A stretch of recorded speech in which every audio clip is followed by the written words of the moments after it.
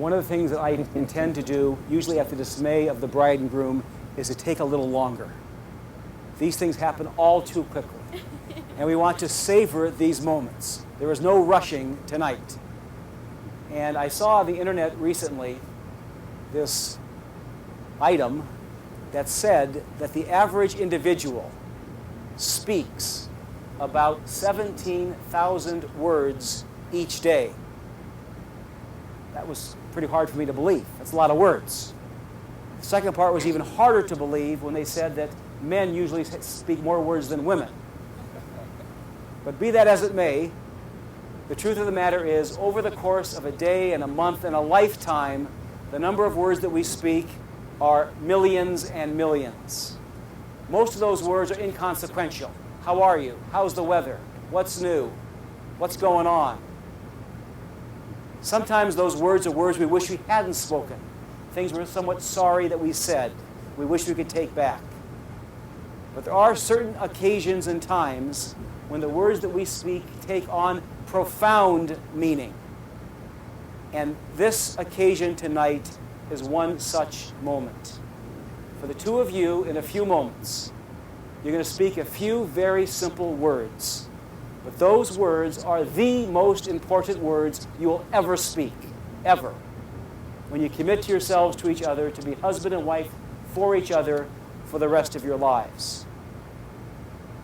But before that happens, I'm going to say a few more words. Okay, thank you.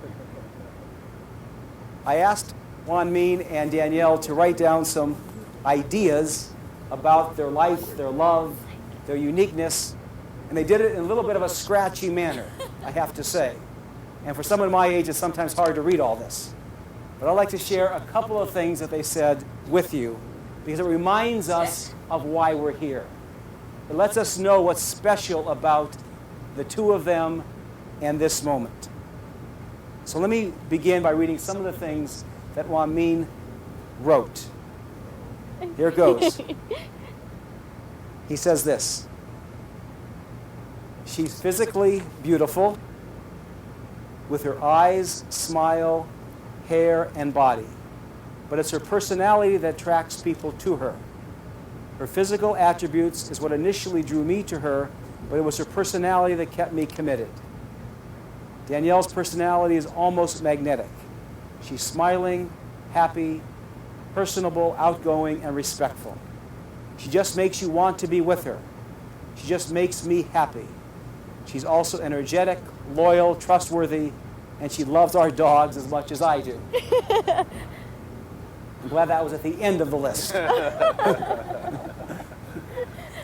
There's a lot of talk here about food and drink, but I'll leave some of that to another moment. Our challenge is to show that we love each other every day by being respectful, courteous, attentive, and caring. Our dreams are to own a home that we both like, raise kids, be financially secure, be good parents, travel, and be happy. My dream is to die knowing I have the best wife in the world. That was so much. Thank you. Danielle also talks a lot about wine and food. She's very tiny, but I'm not sure how she does it, but that's for someone else to figure out. Let me read some of the things she says. I love his relaxed nature and that he knows how to have a good time. He doesn't stress out over the little things, and he keeps me calm. He's very generous with his family and friends. We are both stubborn. I am good with budgeting, and he lacks in that department.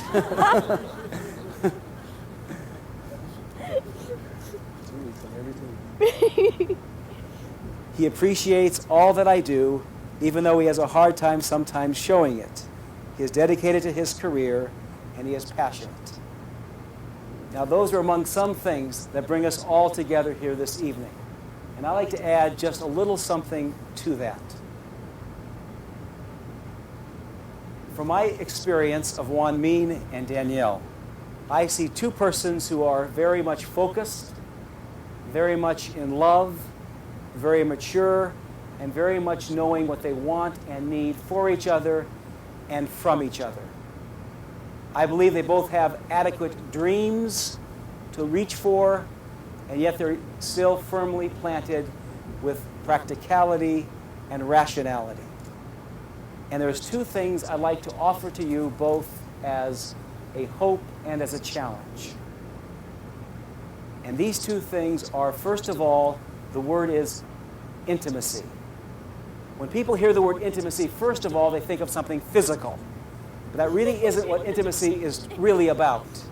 Intimacy comes from two Latin words that are in timore, which means into fear. To truly be intimate means to be willing to be able to walk through your fear and to be courageous enough to be who you really are for the other person. To say what you really mean, to speak what you really believe, to honestly experience and say who you are, to totally open up and be courageous enough to put on no airs, no masks, no falsehood, to be truly intimate.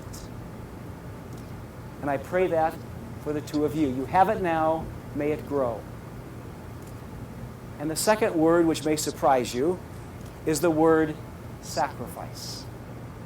Sacrifice is kind of a bad word these days, because people think of something that is onerous or difficult, unpleasant. But sacrifice likewise comes from two Latin words, sacra facere, which means to make holy. To make holy. When we're willing to do without, when we're willing to put the other person first, when we're willing to say no to my wants and needs and desires, put the other person's needs and desires first, that's sacrifice. And it's really making something holy. Obviously, we get married because we love each other, we enjoy each other, we like each other, we get along well.